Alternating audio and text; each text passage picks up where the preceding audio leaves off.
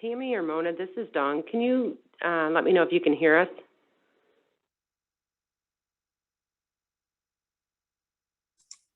Dawn, this is Tammy. I can hear you.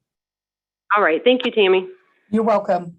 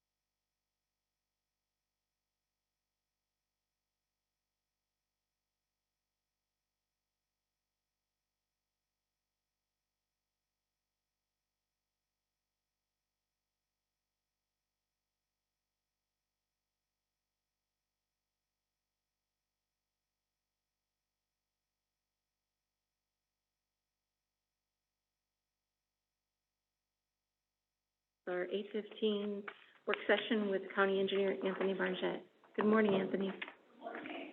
Good morning. Okay, I guess I'll start off with the first item on the agenda. There is the ITC utility discussion. With the John Deere Bill Grant project, we're working with utilities right now and notifying them and, make sure we're giving them plenty of time to get their utilities moved out of the way. We're getting good cooperation from the utilities, and a lot of them are planning on doing their moves this fall or even possibly early spring, depending on the schedule, but should be out of the way before the project ever gets going. So one of the utility companies we're dealing with is ITC, and they have 3 large kind of those laminated poles that are very expensive to move. 2 of them are in private easement. One is in public right-of-way. Now, the one that's in public right-of-way, they are required to move at their expense. The 2 that are in private easement, we are responsible for the cost of that. So we've been working on this utility agreement with ITC, and we've run it through the DOT to make sure that we've got everything kind of spelled out the way it needs to be. The total cost for the 3 poles to be moved is $132,000. So obviously 2/3 of that will be $88,000, which we will be responsible for. There's really no way around this, but I wanted to just kind of bring it to your attention, and there is a resolution on for the agenda today to approve this. But these poles definitely need to be moved. They're kind of right at that Peru Road, South John Deere Road intersection, and it's right where the right-of-way or the roundabout's going to be. So we need to get those moved out of the way, and should happen this fall sometime. So I guess any questions on this agreement?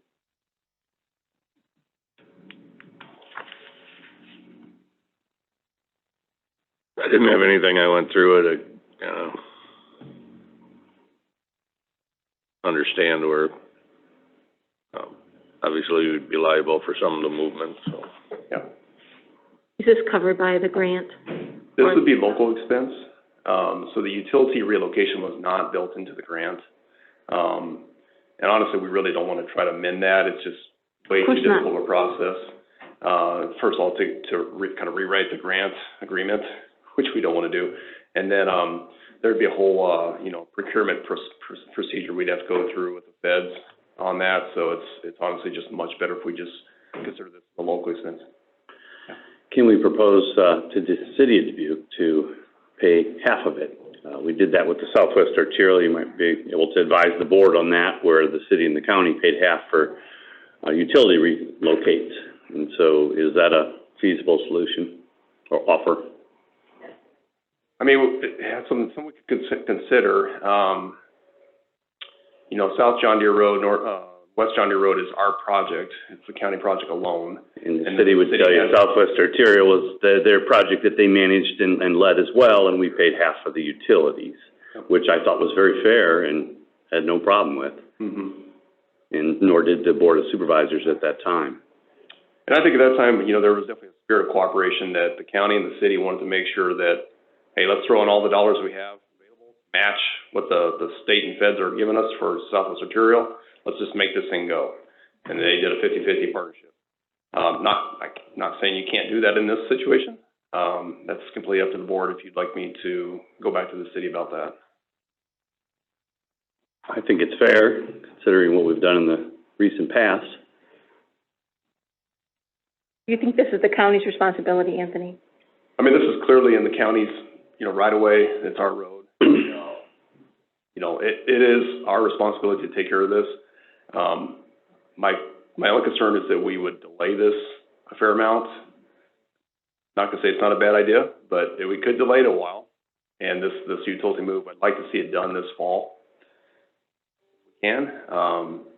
So it's out of the way and ready to go for next spring by the time construction kind of kicks off. What was the dollar amount again? We would be responsible for $88,000.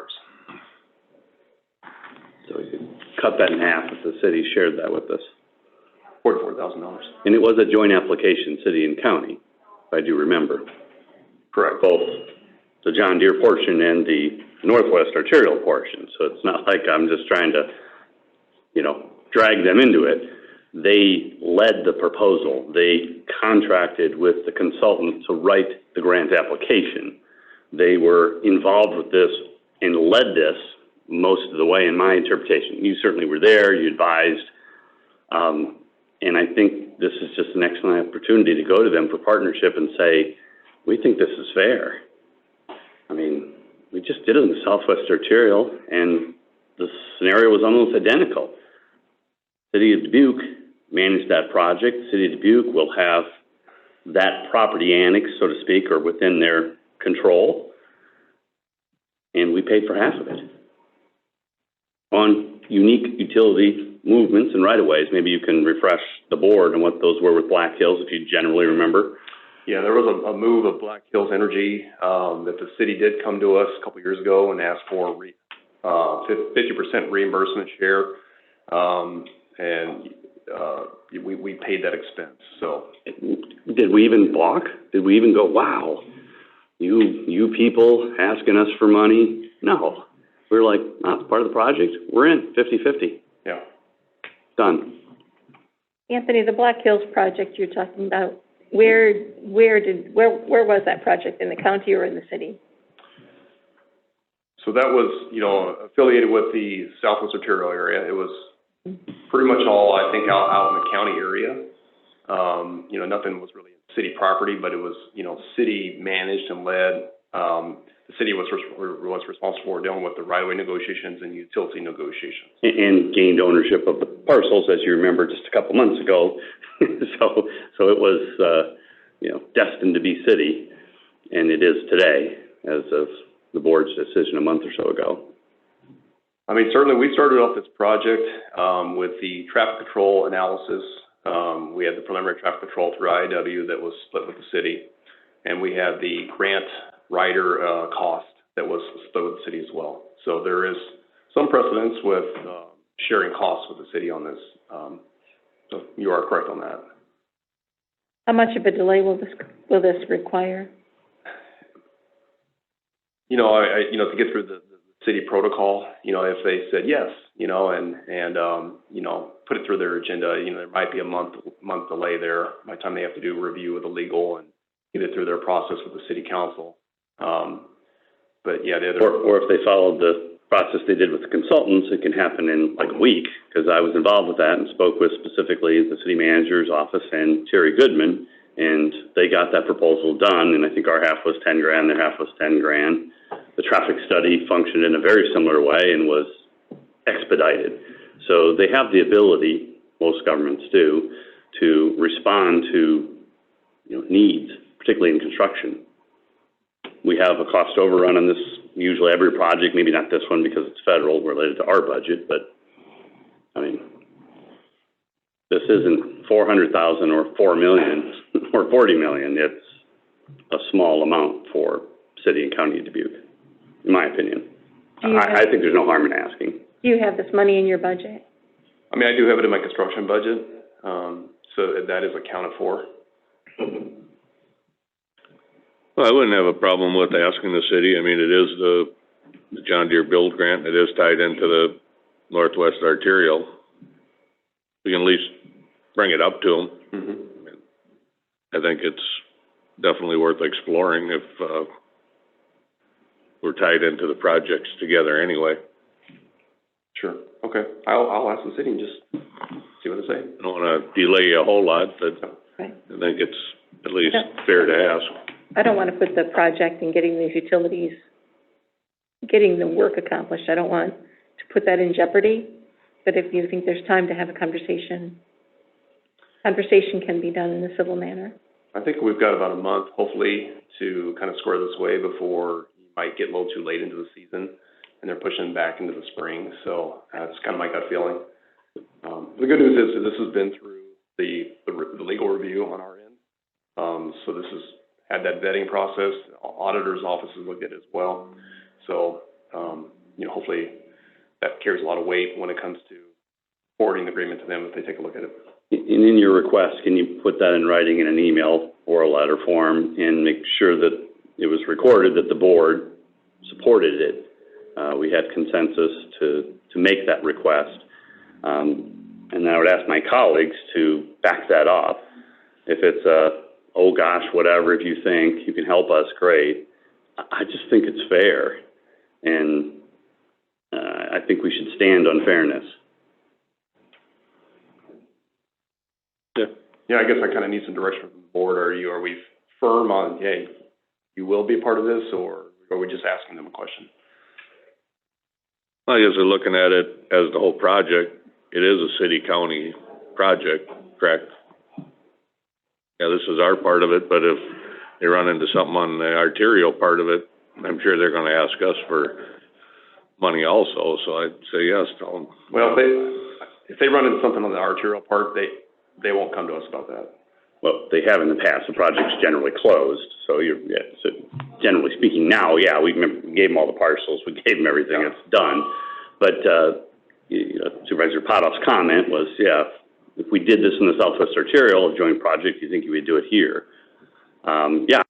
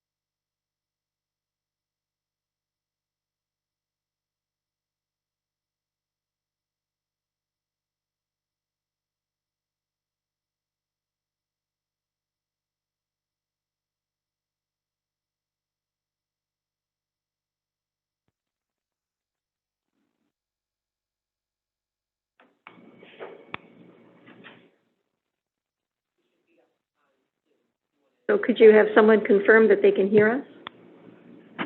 Hi, this is Dawn in the boardroom. Can someone confirm they're hearing us through Zoom? Maybe Tom Besham can also. We can hear you, Tom Besham, Don. I'm hearing you. All right, thank you, Tim. Right on time. Good morning, Chair Beshan. Welcome. Good morning, Chair And- McDonough. I'm assuming we have Patrice with us as well? We have Patrice, Diane Pape Freiberger, Sandra Larson, and Samantha Kloft are on the line, are on Zoom. Very good. Dawn, did you want to begin? So, the Public Health Department will, soon have a vacancy in their environmental specialist position. The current incumbent is taking a promotion to our secondary roads department. And so they made a request to the Board of Health, to get their recommendation for approval to backfill this position. The Board of Health did approve that recommendation, and we did forward it to the, Board of Supervisors last week, in which you tabled it for further discussion, and so we now have other members here to talk with you on that. Chair Beshan, you're with us. Is there anything you wish to say? Well, I would just like to repeat what I sent in my note to you three supervisors, that, 2.5 years ago, we did go through this, basically this same discussion about whether or not this should be a contract position. And this is we're requesting a permanent full-time position because this is not a temporary need. This is an ongoing need that will be with us now and well into the future. One of the things that was discussed was the grants to counties, and that is one part of this job position. Although it's a major part, I don't think we can support the rest of the position or the rest of the duties without having a permanent full-time employee. In addition to the grants to counties, we would also have the lab certification, the septic pumper inspection, septic and well installation inspections, permits, and complaints. This person also gets involved with animal bites reported through the county. Another comment was made that at the time the full-time position was approved back in December of 19, I believe was the date, we were falling short of spending the entire grants to counties money. Well, this year we have, through fiscal year 21, at the end of June, we fell about $5,000 short. But there's a lot of activity that has gone on. 114 water tests, 12 wells have been closed and plugged, 1 well has been reconstructed. I just feel that this is such an integral part of what the Board of Supervisors, or the Health Department does from an environmental standpoint, that it deserves to be a permanent full-time position.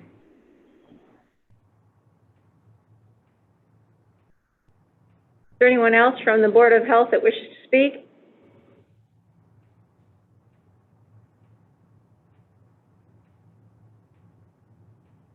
Hearing no one, let's come back to the Board of Supervisors.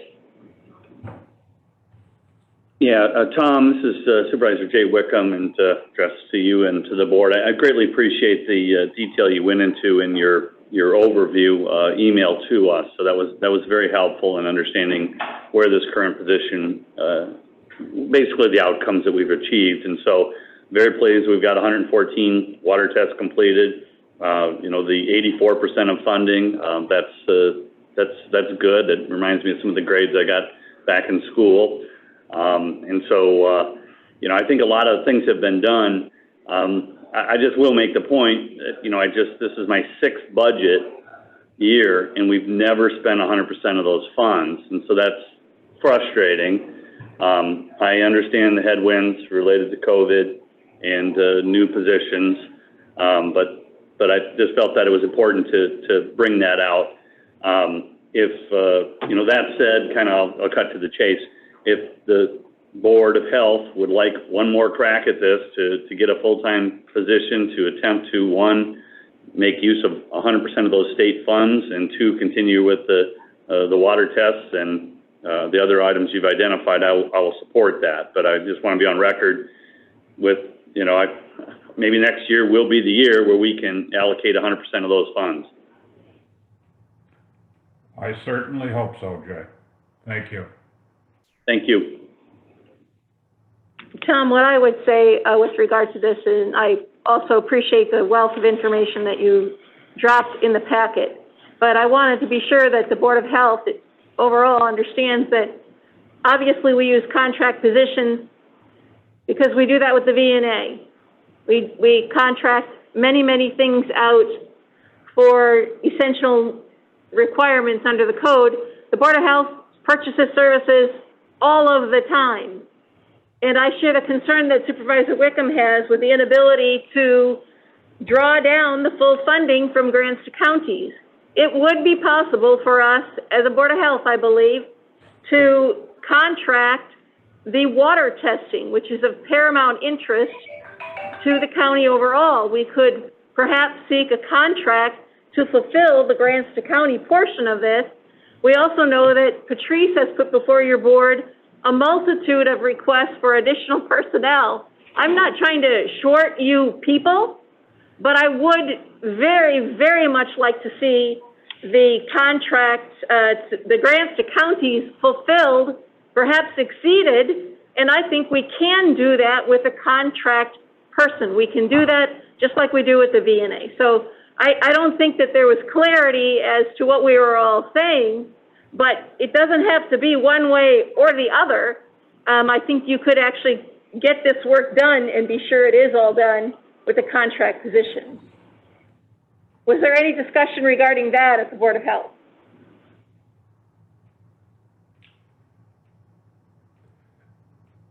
And Chair McDonough, I would only repeat that, even if we would contract the actual testing of the wells and that type of stuff, the administration of this, the grant is awarded only through boards of health or health departments. We would still have to manage the administration of the grants, although it's probably not as much as the actual testing. We still have the burden of administering it. So there was some discussion, and we do believe that the best route to go is with a permanent full-time employee. Again, I'm not questioning the need for a permanent full-time employee. I want the water testing done, all of it. So you can, the Board of Health and the Health Department facilitates grants all of the time. You do that with the VNA, you do that with lots and lots of record keeping, and obviously you'd have a full-time person, an environmental specialist, who's got time to do that because they're not going to be doing the actual water testing.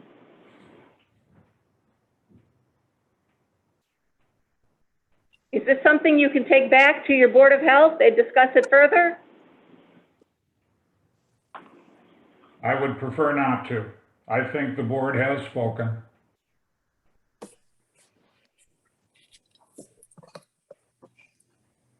Supervisor Potoff, do you have anything you wish to add or say or question? No, given the obvious COVID status last year, I'm sure there were a lot less water tests completed, and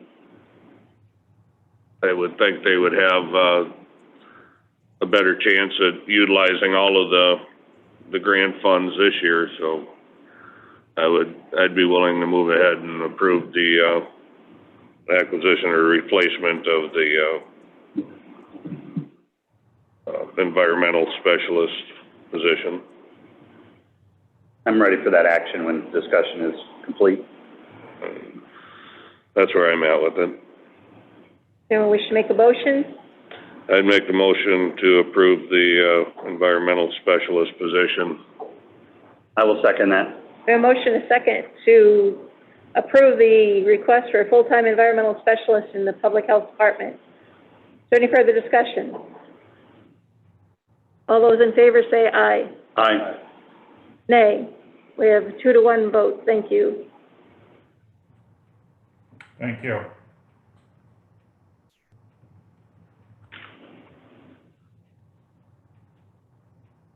We have a work session with Eric Schmeckel to discuss the Watershed program and JEO scope of services contract. Good morning. Morning, Eric.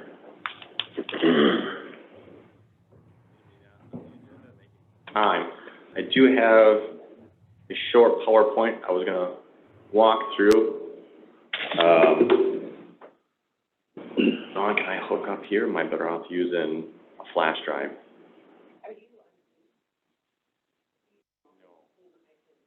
Oh, should I do that? Yeah. I'll just change this right now.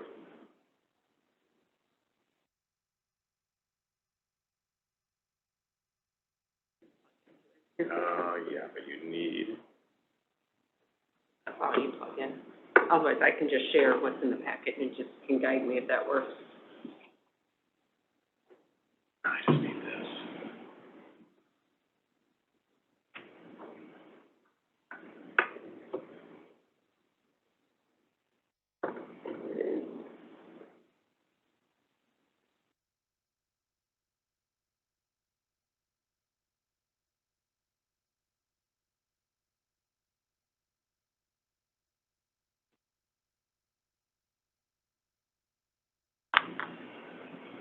Perfect.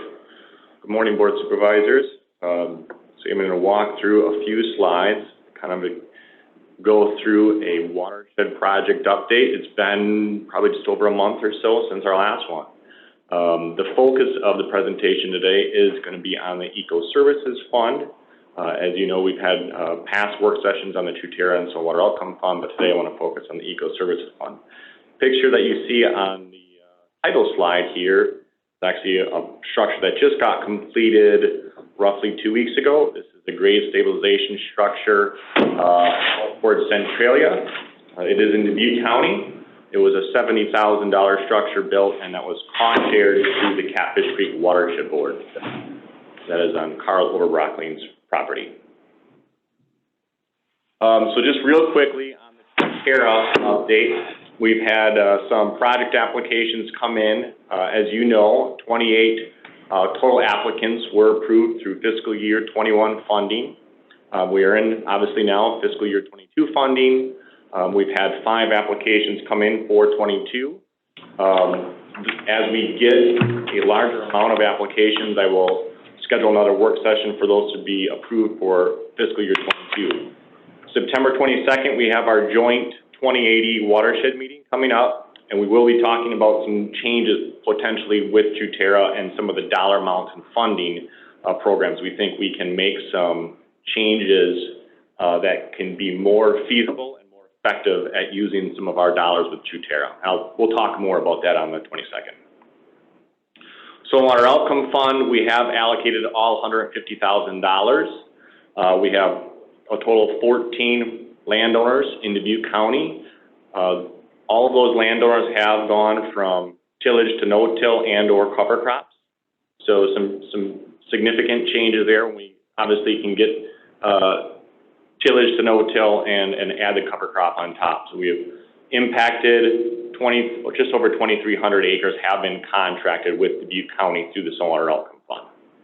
Cargill has agreed to purchase all of the Dubuque County carbon reductions from the Outcome Fund, allowing for and creating more dollars from that $150,000. So we actually have another 270 acres that we could fulfill now through their contribution. Go ahead. Remind me of how that process works that Cargill has agreed. Is that something that the Soil, Water, and Outcome Fund manages? And is that contractually that they manage that? They are in charge of looking for the investors for the carbon. Dubuque County does not do that. We agreed for the nutrient reduction, $150,000 in the Saltwater Outcome fund. However, any other additional dollars that they can bring into Dubuque County, they administer out through their team. So when we started this contract with them, if you remember when Adam Keel presented, he talked about trying to find a carbon buyer for Dubuque County. Sure. And those, so would this be akin to carbon credits? Is that the same terminology, or am I mixing my metaphors? No, you could look at it that way too, carbon credits. I thought Dubuque County would be able to have that decision. Right now, the outcome fund is the administration piece of where exactly the carbon credits would go to. If you get a chance, if you can carve out that language for me and send it to me, I would like to review it. Thank you. Absolutely. And we will be talking more about this at the September 22nd meeting as well, too. Both the Chutera team members and Adam Keel from So Welcome Fund will be present for that meeting. So on that meeting, I'd like to have it be somewhere other than the West Campus. That will not be an adequate size space with social distancing. That won't work. You're going to have to probably find a bigger space for that. And then my question about the carbon reductions is, what's the cost? What are we charging for the credit? Do you know what Cargill is charging? I mean, since we did this contract, my trainings that I've attended have indicated how do you price the carbon credits? Who's doing the pricing, and is it a fair price? Yeah, that's all administered through the Stormwater Outcome Fund.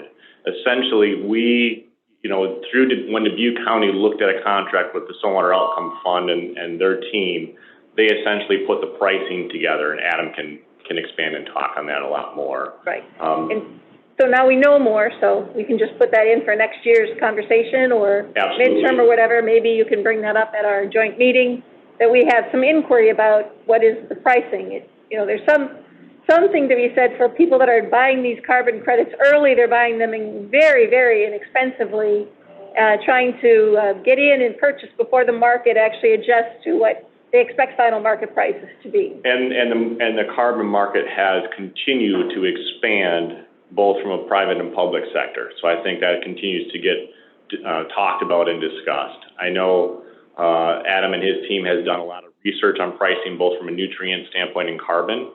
And I know they're working with another third-party environmental consultant, environmental consultant out of Des Moines to help them with the verification process using the NTT. But I will leave adequate time at that meeting on the 22nd when Adam's in town to talk about the carbon. Because as we all know, this is the first year Dubuque County has taken part in this. So I think it's important for us to look at changes for fiscal year 22. And then the final comment I would have is the acres that are under contract. That's wonderful, but I don't have any context for that. I don't know if Dubuque County, is that people who were not otherwise incentivized by the soil and water folks in the past? What does the state of Iowa look like? Mike Freiberger gave me bad news at a social event about where the state of Iowa is overall. So are we yelling into the wind here? Or, I think some greater information about what does this mean when you look at it in greater context. I'd like to see that. I'm not saying you've done anything wrong. I truly believe in what we're working on here, but start to build in the context of, our pilot program and the mission that we've set forth, and we're reaching our goals. But is that really, are we really moving the needle? Is it just local we need to be concerned about? What message do we ask our state representatives to take back to the State House and so forth? Yeah, absolutely. I think it would be a good idea, and I think what we were planning on doing today, obviously the focus was on Ecoservices. I did want to give you guys just a very brief update, but I think it would be important potentially to see if Adam Keel and the Outcome Fund could kind of give us a recap to see what this looks like. I do know that 2,300 acres are completely brand new acres. They cannot be combined with any state or federal or cost share programs. So, but we are collecting and working obviously with the SWCD, the commissioners, the state and federal government on exactly what those numbers are looking like for this fall as well too. So by the end of November, we'll have numbers to refresh and to review for what planting of 2021 looked like, cover crops and improvements and so forth. So the Ecoservices update, as you all know, this is our first year with, piloting the Ecoservices and focused on edge of field structural related projects. We have mailed out roughly 75 landowner letters using the Houston ACPF data. We continue to do about 20-25 letters a week. We have had a decent turnout of a lot of phone calls, conversations, landowner meetings. Typically, I get the call and then I work with Zach, our conservation agronomist, to set up those meetings with landowners. And then we are essentially spending a few hours with that landowner and or renter on that property to talk about potential projects that could take place. After that happens, then we submit an engineering request to NRCS to have their resource team go out and start and begin the survey and design process. The first project I'm going to talk about today is the Ashley Hoffman project. This is the picture down to the lower right is a snapshot of kind of where the structure would be located. It is in the Little Macocata River watershed. May 10th, we did have a work session as Ashley was the first to apply through the Ecoservices Fund. All three supervisors did agree to go ahead and have NRCS survey and design the project, and that's essentially what they did. There are three projects that Ashley has applied for to Dubuque County. One of them is a grade stabilization structure or pond, stream bank stabilization on the Little Macocata River, and then the native grass buffer along the Little Macocata River as well too. Another comment about the buffers and the structures that we're cost sharing to put in. How long do the landowners need to keep those in place? Can they be reverted back? Can they be removed?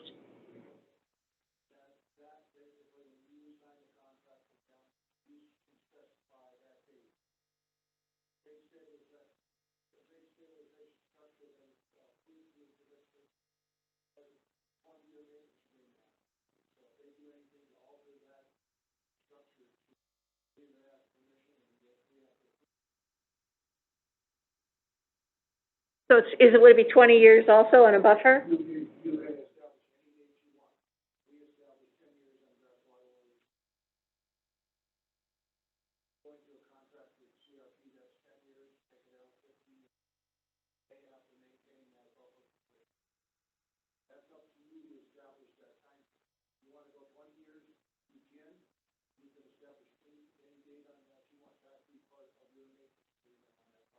Right. So then the question is, do you know, Mike, if landowners usually continue after the expiration of the term? 90% of the time that's the case.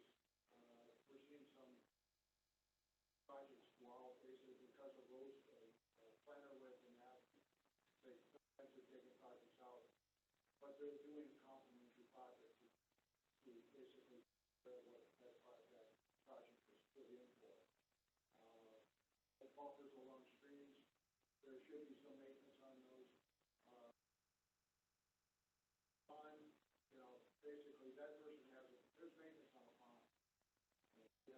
You have to keep it clipped, and you have to make sure rodents don't burrow into it, all kinds of stuff that's basically part of the maintenance. On the Dubuque County Ecoservices application, we do have language right on there that says a maintenance agreement will be required.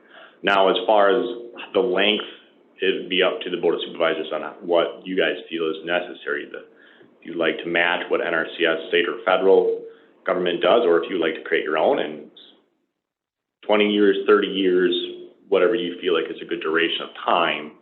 I know the grade stabilization structures themselves typically are designed for a 25-year lifespan. And typically with good upstream practices, depending on that drainage area, it should be much longer than that. This is a 160-acre drainage area. Here's a quick drone video. Basically, the dike, follow my cursor, would get constructed right around this area, would get constructed to about right here. So this is definitely a larger structure. It's 160 acres. I believe it's estimated at capturing, go back and look at my slide, but I think it was 600 tons of sediment a year. And what is the maintenance term on this agreement? It'd be up for discussion. on a Have we entered structure. into a contract with this woman? We have not done a contract with the Hoffman family, no. So that's a term we want to make sure that we have some clear direction on then. I know nobody goes out and removes this kind of a facility, this kind of a structure, I get that. But it would be nice to know that that's a term we want to protect against. This is a quick video of the stream bank that they're looking at doing. See, this is the Heritage Trail. The project would start right through here and would work around this bend and back around this way. This would become the new buffer all the way through here.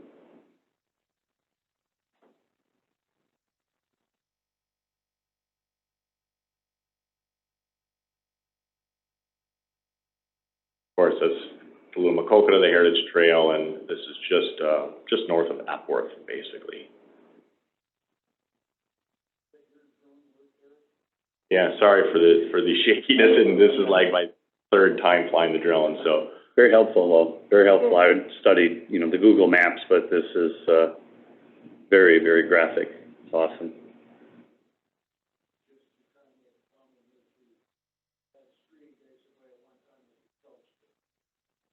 Was the what, Mike?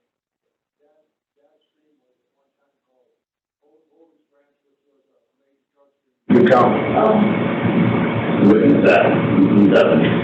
It's been impacted by lots of stuff.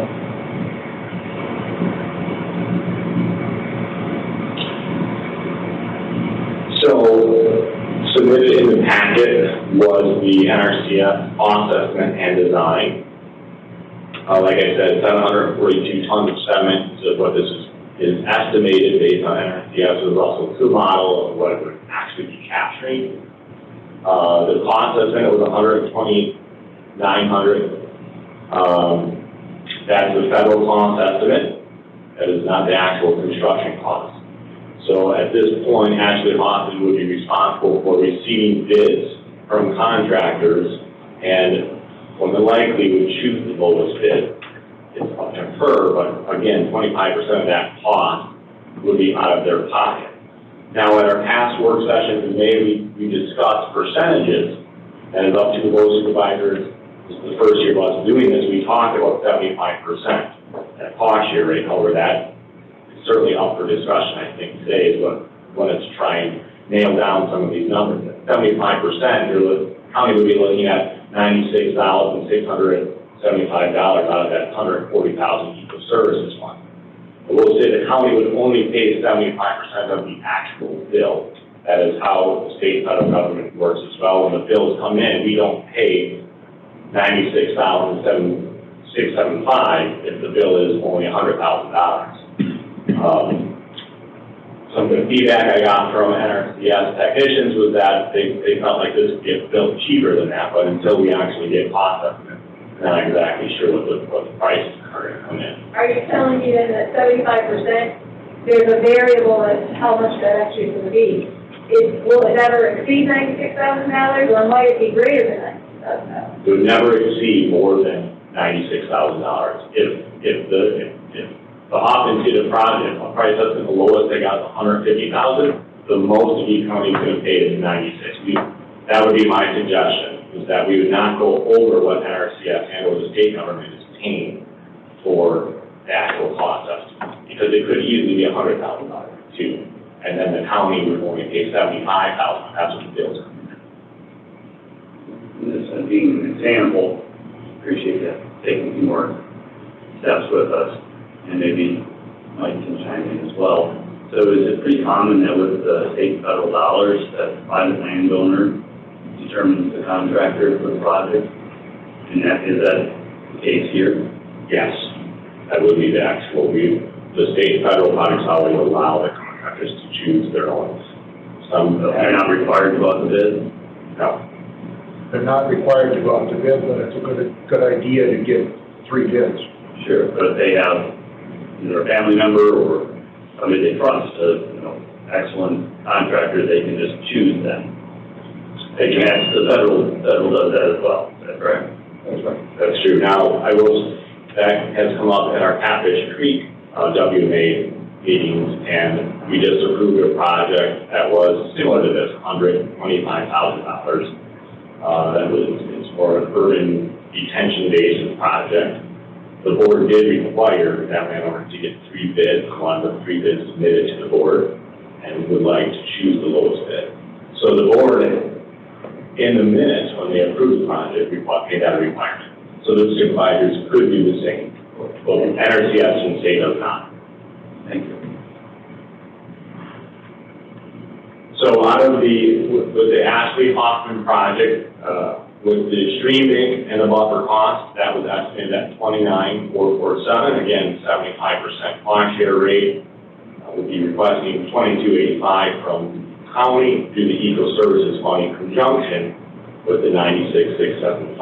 Again, this would come out of the $140,000. We will remind you the fiscal year 21, we were rolling those funds over as COVID and other things delayed this to work with more and more landlords, making connections and see where the demand exists. The next project I will talk about briefly is Township. He is here. We met with Tom last week. NRCS has been on site, has surveyed and designed this project as well. It is another great stabilization structure. Drainage area is significantly less, 30 acres. It's about a 1.25 acre pond. This project has been approved. It will be receiving state cost share dollars, 50%. Now the state cost share dollars, the SWC receives about $50,000 a year, not a lot of money to go toward these projects. The most that they can fund on these projects is $25,000. They cannot exceed that per landowner. Mr. Schultz did receive $20,143 from the SWC commissioners. It has been approved. He has come here to say, can I try and get 75% cost share level, seeking out the $10,000, $71.15 from the Dubuque County Ecoservices fund. This again would be a consideration of supervisors, and would come out of fiscal year 21 out of 140. If you have a quick drone video on that project as well.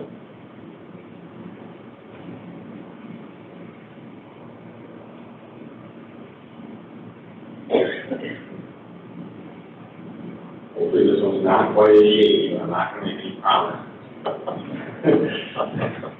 You're doing great here. It was pretty windy that day. It was windy that day. So this is the drainage area as we were coming into it. A good part of Mr. Schultz's property is in the CRP program. I believe it's the first year seeding. Actually, the data were looking really good.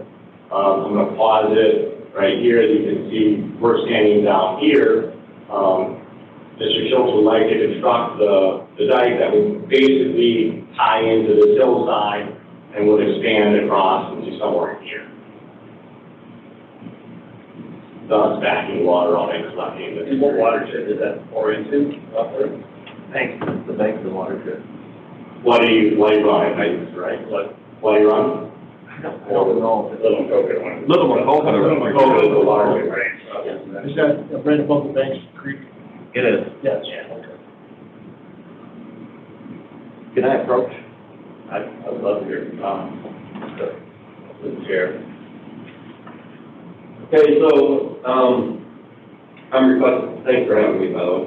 I'm requesting the funding because I took over the parents' farm, leased 56 acres I bought from them here just recently. They put the other 211 acres in the CRP because we believe in conservation. Dad was the 1979 Fall Conservation of the Year for Dubuque County.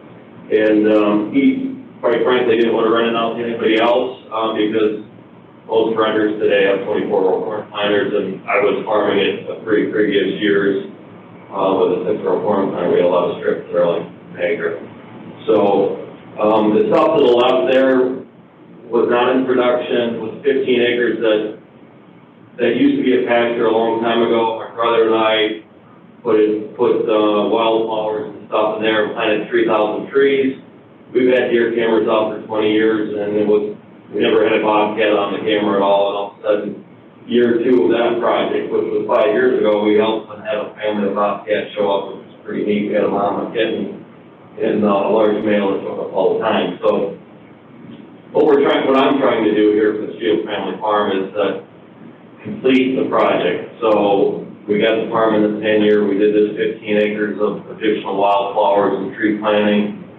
We believe that to bring this all together and culminate, putting in a 1.25 acre pond, would suffice, you know, and bring my dad's legacy to fruition. You know, he's been a great, got all these strips that were in there, terraces, tiling and all that stuff done. So just during his life, he's about 80 years old now. I just wanted to complete that.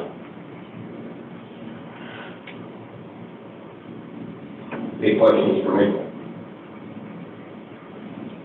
Thank you for sharing the story and the background. Greatly appreciate it, and we appreciate your family's contributions to Dubuque County over the years. Thank you.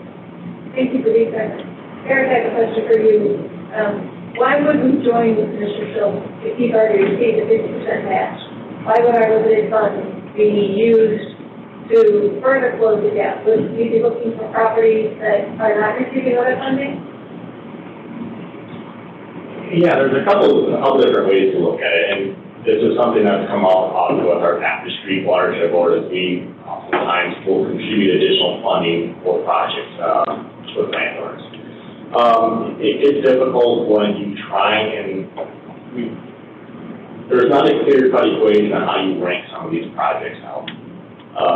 You know, is it habitat, is it carbon, is it soil, is it nutrients, is it, you know, I mean, there isn't a clear weight factor that you can equally rank out project after project. So state and federal cost share funding typically has been around 50% of the project cost, depending on what it is. Now there's different, you know, when I started in 2006 on the headwaters of Tapestry Street, we were pushing at 90% to try and get landowners convinced that if the money's there, we can convince them to do these projects, to help get over that hurdle, the financial hurdle. Obviously, there's still significant dollars for landowners. This is still going to cost Tom Schultz $20,000 right now, based on the NRCS process. And so we've come up, and I think this is guidance from the state, and Mike maybe you can chime in on this, but I think the 75% cost share rate has been the number that they try to focus on to try and get landowners over that hurdle. Again, it's up to the Dubuque County Supervisors if you say it, you know, 50% is what we're comfortable at, 90% is what we're comfortable at. I mean, this is, and we've had past work sessions about this, but again, it's up to the three of you to determine what that cost share rate looks like for this Ecoservices funds in the first year of us doing this. So I'm certainly open to it. I don't know, Mike, if you want to add anything else to that. I think the question is, should we be doing projects when there's already a significant grant from a governmental entity? I think that's kind of more the question. I'm not suggesting the answer is yes or no, because it's been discussed, and this is all new, so is that a fairness equation? How many projects are lined up? Is this routine? Do we expect this to be pretty typical? So those are the nature of my questions. I applaud what you're doing, and you know, there's history, I think, in some similar things that another people might be using, but is that a criteria that says, well, that's the match you can get from another governmental entity? Well, and I think as far as that, yes, you know, their funding priorities change from year to year. So right now, obviously we heard so much on soil health and infield management practices, and the way that our watershed team has set up implementation funding is to, obviously we have different factors that we look at. We start with soil health, we look at infield management, soil water outcome fund. We look at these practices first and foremost, and then Ecoservices is kind of the structural fund. Actually, Lachlan applied for EPA federal dollars, did not rank out, and did not get funding to the government. So she's applied for the Dubuque County. Mr. Schultz did apply, she did not apply to the state. Because the state can only fund $25,000. That wasn't going to be enough for her to put that project in. Mr. Schultz the same way. You know, I don't know if $20,000 is enough for him to complete the project or not. Again, it's a project that's open to any landowner. So anytime we can leverage state or federal dollars, we're trying to do that, not to exceed the 75% rate. That's kind of where the number I think that has been discussed in past workshops sits, right?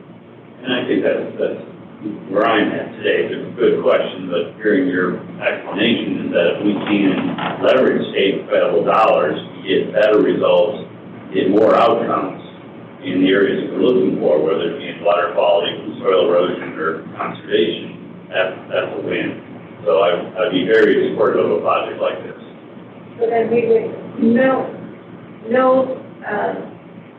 total government funds for a project would exceed 75%. Is that right? Correct, that is correct. So would our grant then only bring up to 75% of all cost share? A requirement, right? Yes, depending on the actual project, yes. Right. Because in the previous slide, you showed us we were going to pay no more than 75% of the cost estimate.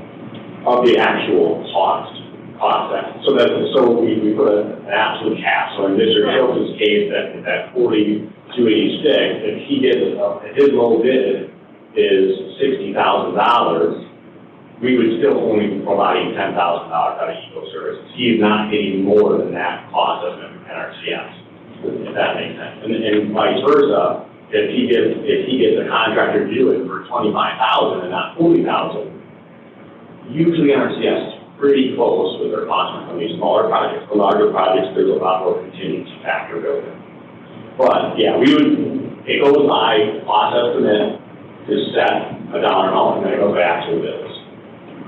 And have you had discussion about my question at the task force level, your board level, about are we going to also help people who already received other funding? Has that been discussed by you?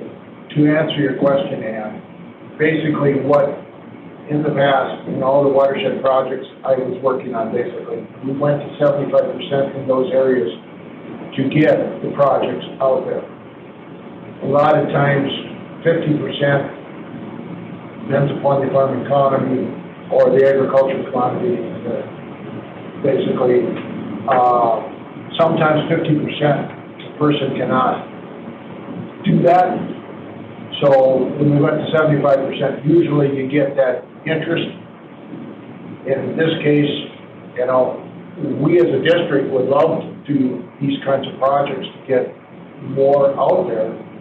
And as you're starting to do these projects, basically, you're going to start to see the impact downstream. This project here is going to make an influence on Baxter Creek. Maybe not a large impact, but it will make an impact. So that downstream will benefit from this.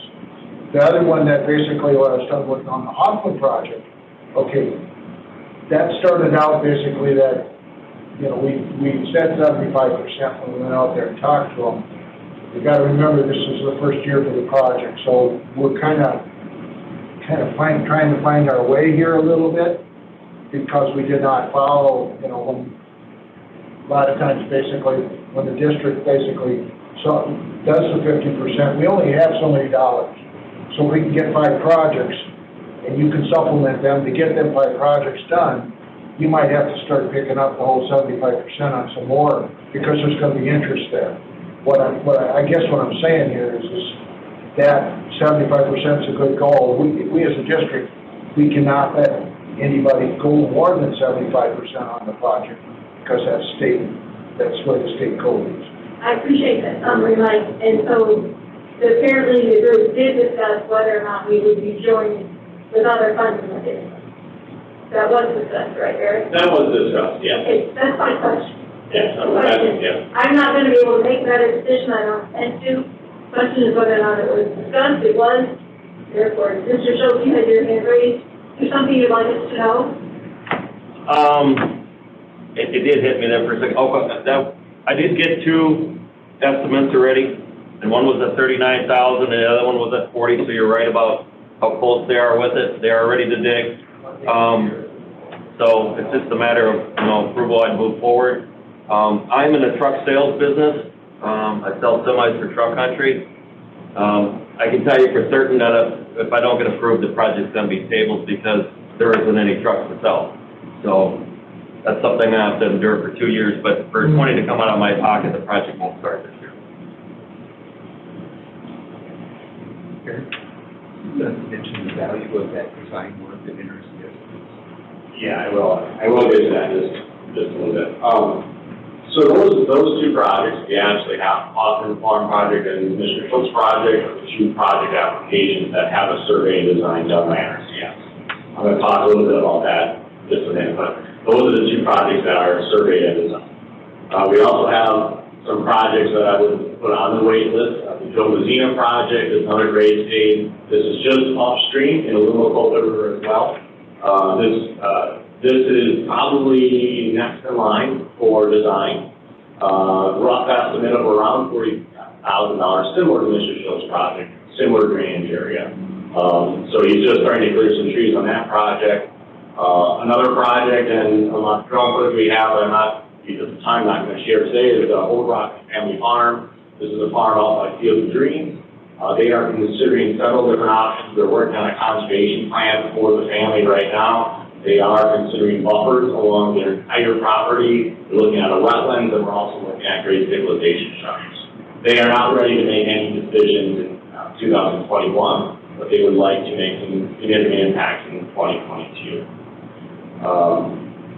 Dick Abler is our project that we're working on right now. He was looking at a wetland area. This is just out Farley, where my mouth is, but he's considering a wetland down in that pasture ground. It's somewhere up in the middle right now. We're waiting for NRCS, the soil scientists to come out there and dig.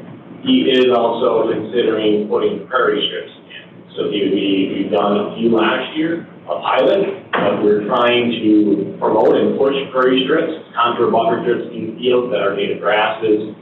They can get a CRP rental right now, which recently has just changed.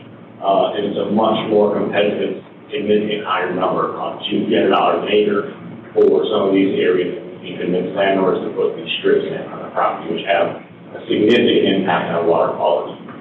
So we're hoping to get a few more of those projects. This is going to be a smaller dollar amount, probably looking at $5,000 to $10,000 right now on some of this, just with our preliminary investigation.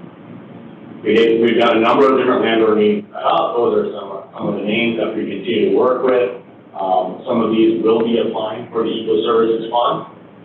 Again, we're receiving calls, we're sending out letters, not trying to overwhelm NRCS because submitting engineering requests to them quite frequently. So they have their own state and federal work that they have to get to as well.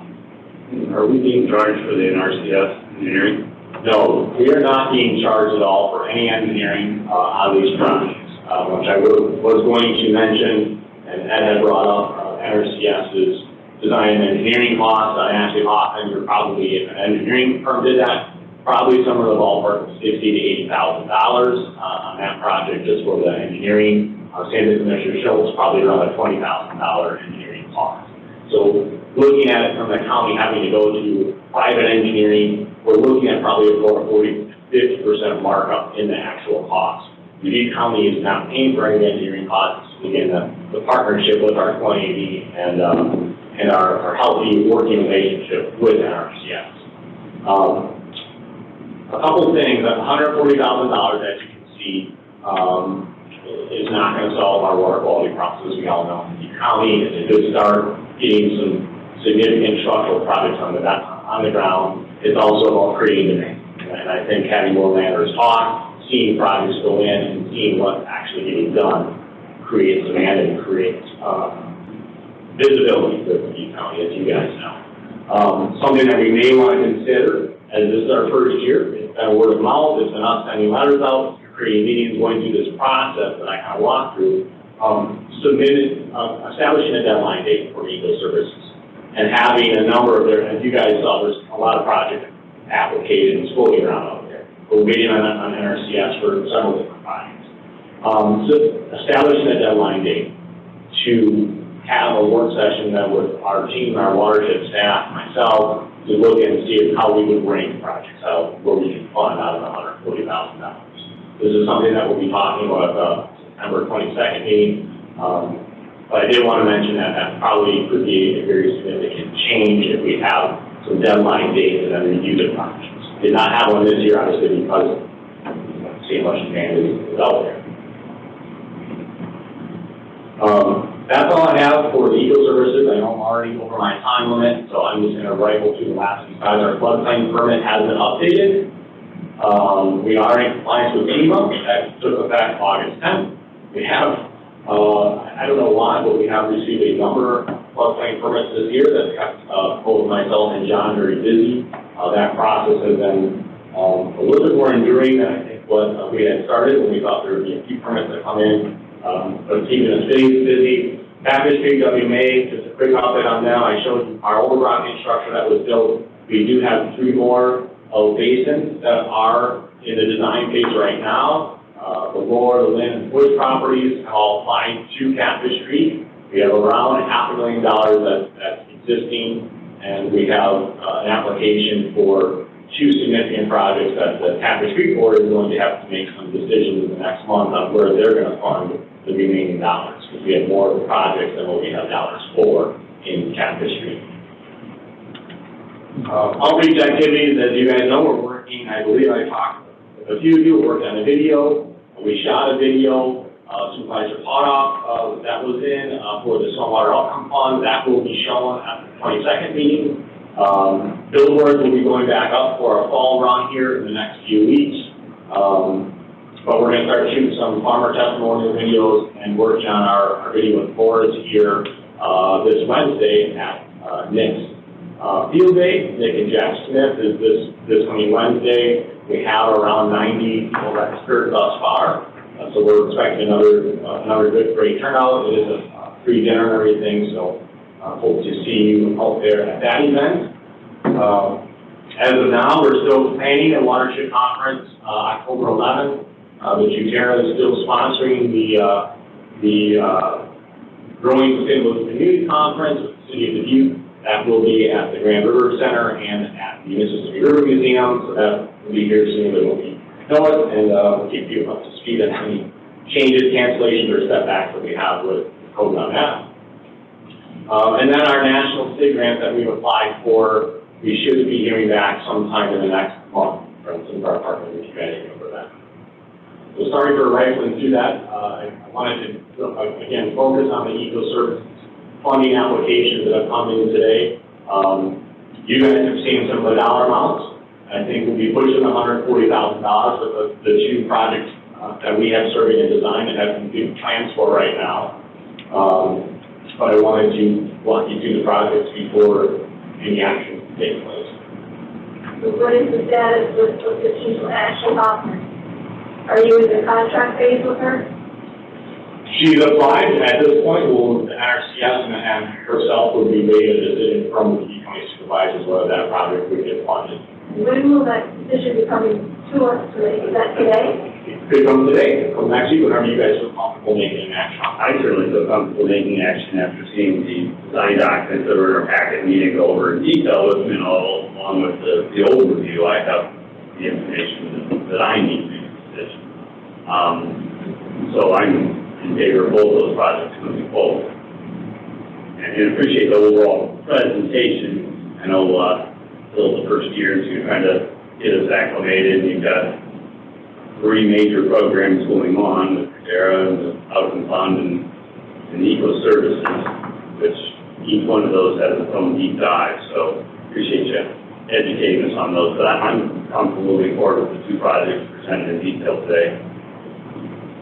I agree with Jay. I'm comfortable moving forward with them. They're good projects for what we're looking at. And I take your recommendation on whether it's 20 years or a little more related to the length of the contract. You guys have done this in Soil and Water District for quite a while, so I take your input and experience on it. I'd sign anything. As far as my contract, I'd sign anything on it. It's gonna be forever anyway, Forever. I like forever. I mean, seriously, my lifetime. Forever, for sure. I don't think you can do that actually, but all the same, Eric, do you want to bring those contracts back to us in 2 weeks? Or, I'm asking you, it's not an action item today, so we need to, if you keep saying back to the board of supervisors, well, we're ready. So where are you with giving us something to approve? Yeah, why don't I work on a resolution with Ed this week, and we can set up for next Monday for the dollar amounts to be be, not under an action item. It is not under an action item today, it was just a work session, I believe, so. Okay. And then we do have one more issue, Bill, we need to take action on, the JEO agreement. Yes. We tabled that earlier this morning, so is there anyone who wishes to make a motion on JEO? Do we need more information? I'm going to bring it back on my agenda, PowerPoint. Another action item that was item H. Yes, and we did receive an email from CJ this morning, saying that he did review it and did look good on his end as far as JEO. Ed and I have talked to Adam a few different times. I also had contact with the Army Corps of Engineers as of last week, have some names there that we'd like to include at our first kickoff meeting. We are potentially looking at having that meeting maybe middle of September, potentially the same day as our 28E semi-annual review meeting. But we're still looking at when is going to be the best time to have that meeting. But the kickoff meeting we're looking at with the Army Corps, NRCS, and the major technical components of that meeting, obviously the Board of Supervisors. Directing our attention to the resolution, is there anyone who wishes to? I will make a motion to approve the resolution for the contract with JEO and their sub-partners. I will second. We have a motion and a second to approve the contract. All in favor say aye. Aye. Aye. Aye, that motion carries. Thank you very much, Eric. Jared, thanks. Thank you. I appreciate you being here, Mr. Schultz. I have a comment. I have a comment to make basically on the engineering part of NRCS. They are small. So if you are looking at projects, basically, you probably want to give them the go-ahead as far as approval, because if they have a couple projects that they designed and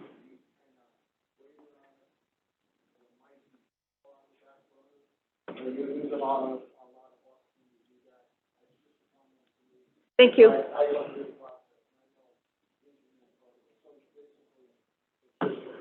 Okay, thank you, Mike. All right. Mike. So we're on to the work session with Township Clerks and Trustees. We'll have the auditor come forward. Did you have your guests with you? Did they arrive? Okay. And could you introduce the folks who are here? We got Fred Hinch, and I know him. Also, we got DuPont. Do we have any Township Clerks or Township Trustees present? Fred, yeah, both the guys back there. Come on up. You're comfortable.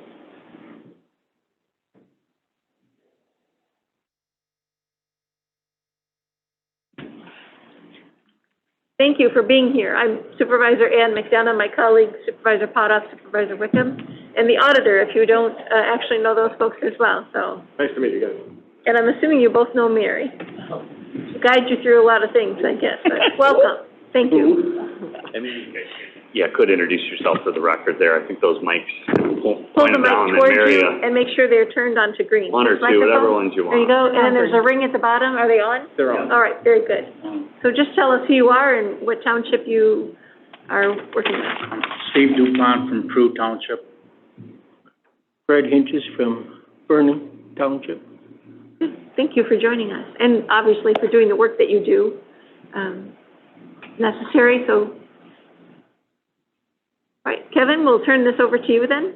All right, to go over, last week, seems so long ago, the board had requested a little more information on our request to add 51 trustees and 17 clerks to our payroll. And that stems from... Able to turn that off, Thank you. And that stems from guidance we received from IPERS requiring W-2s to be issued for all public officials, of which trustees and clerks are included. So I assembled some additional supplemental information, which is in your packet, which includes a compliance review from IPERS, where there's a highlighted portion indicating that we need to issue all clerks and trustees W-2s at the end of the year. I also included some IRS information that sort of gives the definition of public officials, elected officials, and public officers, and how that pertains to this request from IPERS. And then we wanted to know what clerks and trustees did, so I supplied you with the very technical code sections of what they do. 12 pages of the Iowa Code. But we have two wonderful gentlemen here who are going to clear that up a little bit and pare that 12 pages down. So at your request, we invited them to sort of answer your questions and, you know, just touch base if nothing else. So really, the question was to the clerks and the trustees, we didn't want to make a decision without at least someone being aware that this is being presented to us. I don't think it's an option, but not wanting to move forward without seeking input and also looking at what might happen to people's willingness to do the job you do. And then, but if you might just maybe give us some examples of the things that you've done within the last 12 months that let us know, you know, kind of what your job is and how many hours that you spend at this. Well, we, I guess our main in Prue Township is to decide the millage rate for fire department, or, well, for the millage rate, and then we divide it wherever it needs to go, who requests it. We're pretty simple in ours, because normally you take care of cemeteries that aren't associated with a parish or whatever, and if you have a library or county office, we just have basically just have the fire department where all of ours goes right now. And the millage rate has been going up, but we're not to the top yet, but we decide how quick we want it to move up. And we are kind of a in-between person in fence line disputes. We can't make the final decision and say this is the way it's going to be, but we give suggestions, I guess, and tell them our point of view, why we feel it should be this way or that way. I guess those are our two main things that we do. So basically, the fire department is the biggest share of money we deal out with, and we talk to each one of the chiefs all the time. They let us know what they're doing and how much, we know how much area they cover, and kind of checking to see response times and stuff that they're being covered quickly, and especially with the ambulances, you know. And then the cemeteries are mostly all the ones that they were kind of giving up and nobody's taking care of them. So them are the ones we take in and got people to take care of them and mow them for us. So that's our where our biggest amount of that's where our funds all go, basically. And how long have you guys been trustees? Clerk, I've been, oh God, quite a while. I think I've probably been on 10 years or so. Oh, no. 10, 15, I'm not sure. I've been probably to 25. Oh. And then how much is the county currently compensating you? $30 a meeting. And a maximum number of meetings of what? How many? I'm not sure. I think the maximum is 5. Three? Three. Well, we have 3 anyway. Yeah. So I thought that's, they gave us the option of having more, but, yeah. Okay, 3 is maximum. Another trustee has indicated, I think he's a trustee. Clerk. He also has expenses for postage and envelopes, that there's, you know, miscellaneous kinds of things that we don't compensate you for. We don't have a special account, or we don't charge for anything other. I mean, no. If there is a fence dispute and they call a meeting that they want us there, it's been a few years since we had one of them. We're kind of involved in one now, but it's just kind of, we go talk to them, and I think it's $300 is if they specifically want a meeting with the township trustees. Mm-hmm. And who pays that? The person requesting the dispute pays that. Yeah. That's what I thought I saw the code saying. Correct. Okay. So, do you have other questions of these gentlemen? I do not. I do not. I mean, not about what they do, but maybe my other question I guess I do have related to the proposal is to change your status. And what that means is there would be withholding potentially for retirement, maybe, no? Is the withholding would be for Social Security and Medicare taxes. They would likely fall below the thresholds for state and federal withholding. And then there would be an implied, but we would get signatures from everybody that they would be opting out of IPERS, so that they would not be taking a contribution to IPERS based on, you know, $30 or $50 per meeting. So what's going to happen to a $30 meeting? $90 a year, so when we do our withholding, what's that going to look like? Between $5 and $7. Between $5 and $10? Correct. So I guess my question was, you know, are you comfortable with, it sounds like we're still learning some of the changes, but are you open to some of those changes? It doesn't sound like they're significant. And the requisitions as put through would actually increase that $30 per meeting to $50 per meeting. Right. There you go. Good. See, usually you come to the courthouse, you don't get good news. No. Get to pay your taxes, go to court. That seemed like a fair, I mean, obviously you're not going to say it's not fair that we're increasing or considering increasing that, but I mean, you've done this for a long time and the change has never happened. You've never been compensated more. I'm fine with whatever. Yeah, I've never did it to be making a living on it anyway. Well, and you're still not. Good for the people I'm trying to take care of. That's what I'm doing. Correct. This is about civic duty more than. Yeah. Position that needs Never to be been a covered. raise Yeah, in it. do it. That we can track. Well, and so, you know, sometimes we have positions that we can't seem to fill, or folks don't want to, or we have to convince someone to stay. So do you think that the increase might make that an easier sell, or is it still going to be the same thing, that it's pretty much just a token amount? I think it's probably still be the same. Yeah. We've had the same ones on for quite a few years, but I think if one of them decided they wanted out or passed away, whatever, I think we'd have an easy enough time getting somebody.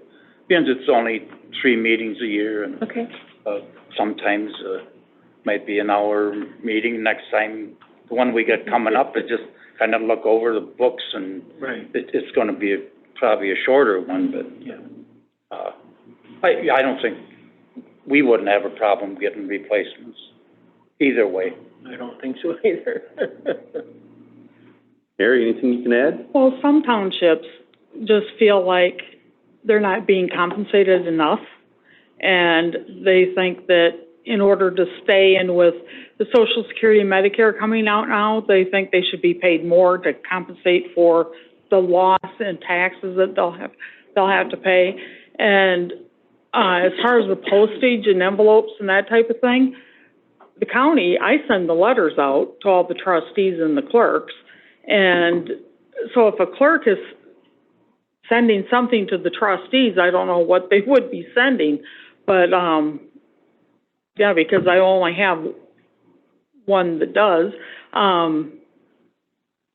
But most of the trustees have been on, and the clerks have been in their position for many, many years. And they look at it as their civic duty to do this. But as they are retiring and leaving their positions, trying to find younger people to step in, they feel like the $30 is, why isn't it more? So. One part of the increase was to at least make sure that the deduction of Social Security and Medicare taxes wasn't felt. Would we like to pay every trustee and clerk $100 per meeting? Absolutely. Can we? Probably not. So this would at least keep them whole, you know. Yeah, I thought that the code said that it should be an hourly wage. It can. We just determined that it should be, I think. It can be either hourly or by per diem. Per diem, correct.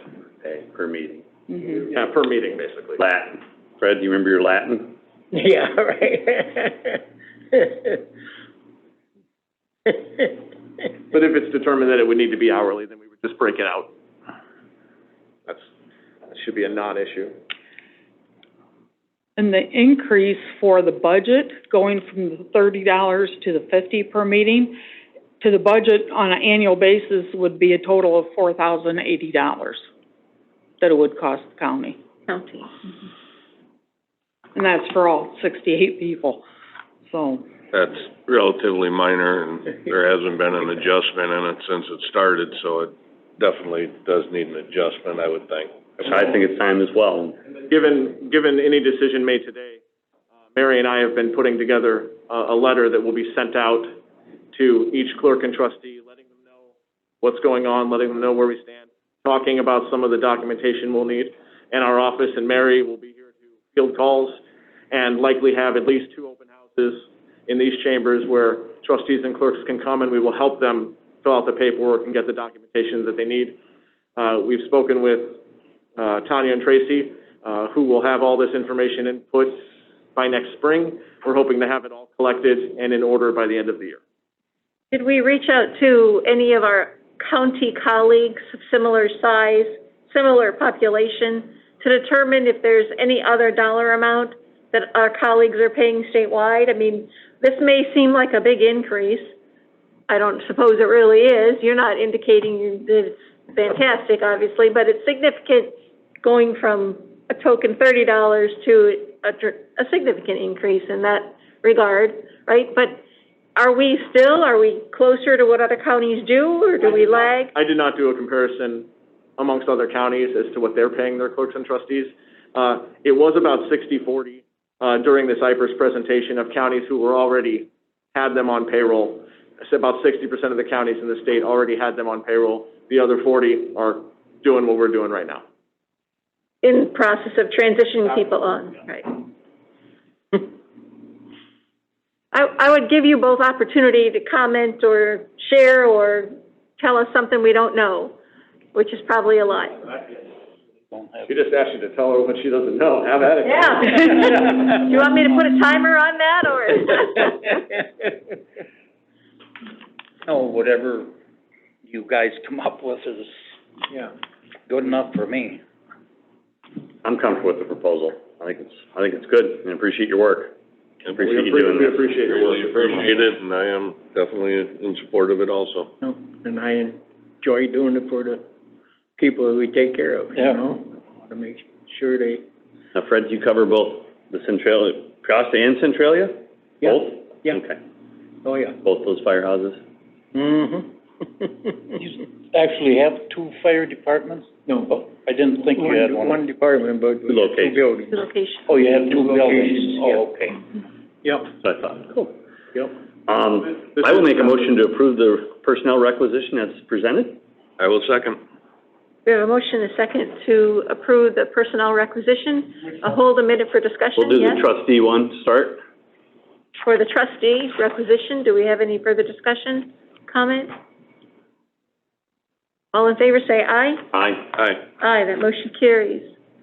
I'll This for clerks. make a motion to approve the personnel requisition for clerks. I will second. We have a motion and a second approving the requisition for township clerks. Is there any further discussion? All in favor, say aye. Aye. Aye. Aye, that motion also carries, so congratulations. And when will that be effective, Kevin. September 1st? Doing all that, helping out. We will be contacting and gathering information over the next handful of months. They will officially go into the system likely in the springtime. And then when would they see the extra money? We pay once per year, and that's typically in May. Mary, is that correct? Yeah, after budget is, Perfect. Okay. because they have 2 budget meetings. They have the budget, and then they have their public hearing. Thank you very much, and I do appreciate that you were early, and I saw you sort of sitting in the back for a bit, so I appreciate that as well, but. Thank you for everything you're doing. Thank you for your time. Thank you. Thank you. Thank you very much. Goodbye now. Thank I'll you. make a motion to recess till 11:25 for just 3 minutes. I will second that. Motion is second to recess to 11:25. All in favor, say aye. Aye. Aye, motion carries.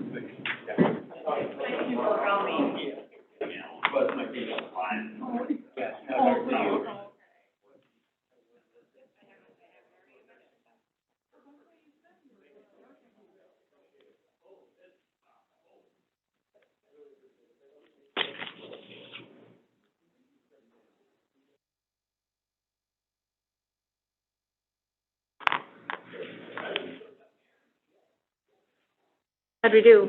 We got done what we needed done, right? Yeah. It's a plow. It's an eagle Yeah. carrying a spear. Okay, it's an eagle carrying a spear next to a plow, flying over a mountain. Outline of the eagle. Yeah, I see that. And there's the spear, and this is the plow, and then that's the land, I guess, that they're plowing. And what do we think that is? I think that's a spear. Okay. And that's a plow, I get that one, although that kind of looks like Missouri.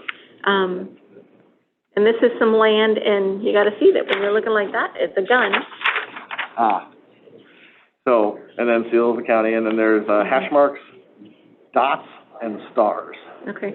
And my sister is, on the house digitizing this for us, so we should have it later. Okay. And it'll be crystal clear as to what it is. It's being digitized for purposes of electronic? For the ballots, yeah. Let's send it to somebody, my husband get it digitized for embroidery. You know what? Yeah, well, Because- once I get it from, No, but think about it, because you can have something officially well, and on. once I get it from Lisa, we can submit it in any format, whatever. She's gonna You know give me what I'm an, she's gonna give me an Because I'd like to EPS. put it on, instead of that thing, if they also have That's embroidered ultimately- like this big. That's ultimately where I want to go with Right. it. This But is we a could perfectly screen fine. print it. Screen print that easily. You could actually, Yeah, she's gonna get me an EPS file after, and we can do just about anything with it. yep. I just wanted to make sure you were comfortable that this wasn't in fact a seal or the state of Missouri. I couldn't see anything, honestly. That's okay.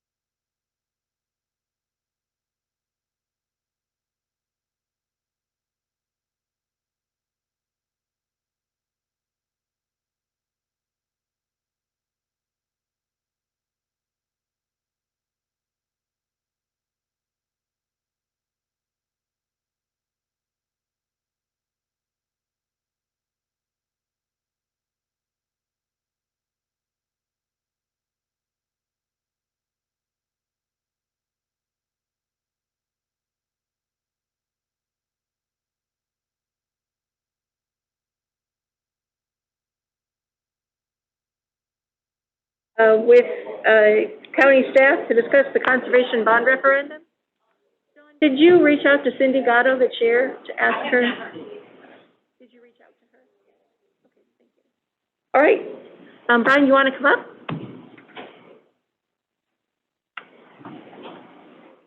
And is there anyone else here? Auditor, I would invite you to join us for the discussion of the bond referendum. Yeah, maybe the budget director and Ed as well, Ed Braber, put together some work.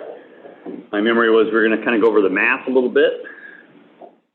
So We're also going to just be generally discussing, I had them draft the resolution, start that conversation about what the resolution might look like for the Board of Supervisors to vote on. Welcome back, Stella. And just generally getting ourselves organized to move this forward onto the ballot and then forward to the public. So do we know where we are with, do we have clear thought as to what we're going to spend the money on? Has that been articulated? Do you think, Brian, we're ready to do that? Hit your mic. No, turn your mics on, please. Just pull them towards you and hit green. I understand that it's a 300-page volume, but do we have something prepared to tell voters what we're going to do with the money? I have asked Caitlin Moeller, our outreach coordinator, and she's been working on a draft of a brochure that could go out to help get people informed about what the money would be spent on and purpose of it. and we also have, in addition to the 200-page strategic plan, we've got a 10-page slide deck that the directors presented to the Conservation Board and to the Board of Supervisors, and I'll be presenting to the Chamber of Commerce tomorrow. Along with Brian. Sorry. Along with Brian, sorry.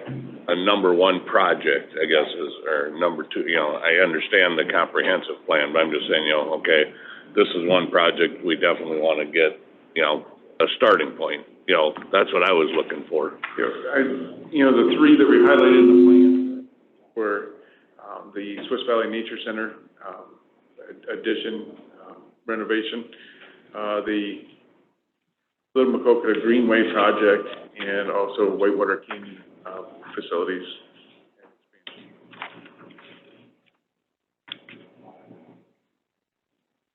See, that's where I really want us to start pulling together so we know what we're saying, because the slide deck is the top 10 priorities, which is what we presented to Farm Bureau. Yep. Right, and then is that what you're still saying, or is it, we got to start seeing that we all have the same message so we're informing the voters what we're going to do. I think, from my experience in these bond issues, in looking at the other counties, and then if you compare it to, for example, Five Flags or a school, it's not a fair comparison. We're not building a school. We're not asking the voters to approve a building like Five Flags. We're asking them to invest in our natural resources and our existing parks and or water quality programs. And so I think we've done a tremendous job with the strategic plan, getting public input, documenting that public input, and then highlighting some high-level projects. But I think it's a wrong step for the board, or either boards, Conservation Board or Board of Supervisors, to say this one will get done. I think that's to be determined in future meetings with additional public input and guidance from the strategic plan. So that's my vantage point, that I'm comfortable with having a list of projects, and then if the voters decide that it is approved, then you've got those second level of vetting. Some of your comfortability with it is because you're also on the Conservation Board, and so you are involved in the decision-making of where the funds are spent. You're involved in two levels in the decision of going forward. So, letting us have our questions as to what we think voters are going to want and why people are contacting us, I don't think it's to Supervisors Wickham standards necessarily. It's to the less informed people that we want to join us in understanding why we need to make this happen. So, what can we do for you in your department to help you get that brochure or summary so that the slide deck and the message all matches and we know what we're going forward with. I find that would be helpful to the folks that I talked to. It would have been helpful for the radio show even on Friday, Voices of the Tri-State, so, yeah. Yep, and not only do we have new projects outlaid in the long-range plan, but we have a lot of existing maintenance and facilities that need updating. You know, most of our facilities were built back in the late 1950s or early 1960s, so 22 parks altogether that need electrical upgrades, need new shower house and restroom facilities. ADA access is a huge issue that most of our areas have accessibility problems and need upgrades. So those are the things that we need to communicate, and hopefully we'll be able to include some statistics and some. When will you have that? Hopefully by next week. Okay. On Friday, when I was on the radio show, what I discussed was the thing that I thought Farm Bureau responded to very favorably, which is the stark reality that as we do major projects, that JEO just signed a contract today with JEO to pull down, you know, they're going to spend $600,000 identifying projects that would make a change in Dubuque County for soil health, for flood mitigation. And I told the public that we don't have the matching dollars for the projects they're going to identify. So we're going to get back over the next 2 years a series of documents that say these are high-level projects, these will result, we think, in this result, which everyone would like to have happen. We don't have the matching money. So I presented it as that there's a true need for the voters to authorize us to draw and tax them for the matching dollars to make these federal projects run. Is that accurate? Am I on the same page with you, Brian? Yes. Some of these dollars from the referendum would be used on water quality projects identified through that. The Little Macoka, the Greenway and stuff like that, yeah. Well, and things yet to be identified, honestly, because we don't know what the federal grant opportunities will be. And, you know, I think the feedback to that concept has been pretty good, that we need to walk in a direction that's very expensive. We're going to be looking for those federal monies, but we do have to bring something to the table or we'll never be able to be in the place to receive those grant funds. And that's not something in your annual budget. You're not holding any funds for that. No. Right. Currently, we hold zero funds for that. Right, right. This would allow for a lot more opportunity for those types of projects. And in the long range, not only supply protection to the parks but also, you know, many other road projects and private properties, so. Yeah, we're very late. We're close to, obviously, the referendum time. But is there, you know, I don't know what folks think about hiring or having the assistance of a professional to help us get our documents that are prepared. Is that something that you can do in staff, or should we be putting some funding toward that? Maybe talk about what Caitlin's role is. I don't know that we should be putting funds towards that personally. I think that's, Well, I'm talking about building educational tools, Harley. I understand that. I mean, we're a little bit behind, and so I'm trying to figure out how we can. Part of that if the board takes action to put it on the ballot, and so then we know that we're going to, but we haven't gotten to that step, right? We haven't gotten that step quite yet. And I'm not against putting it on the ballot, and I said that last week. If you feel you want it on the ballot for November 2nd, I'll stand behind you on it. Yeah. But I don't want it coming back on me, and if it doesn't pass, that we forced it through, because I think 10 weeks is a pretty short time to get all the information out there, and you need 60%. That's all I'm saying. And that's something I think I've seen Representative Eisenhardt, who's involved with the committee, the Dubuque County Land and Legacy Group. That may be something that we ask for their assistance through. Right, but they were here last week, and Art Roche told us that they don't feel that there's enough time to be prepared. So that being said, other voters have reached out to me, other citizens, other individuals of conservation groups that have said they're going to work on this too, but they are kind of waiting for something to be available for them to take with.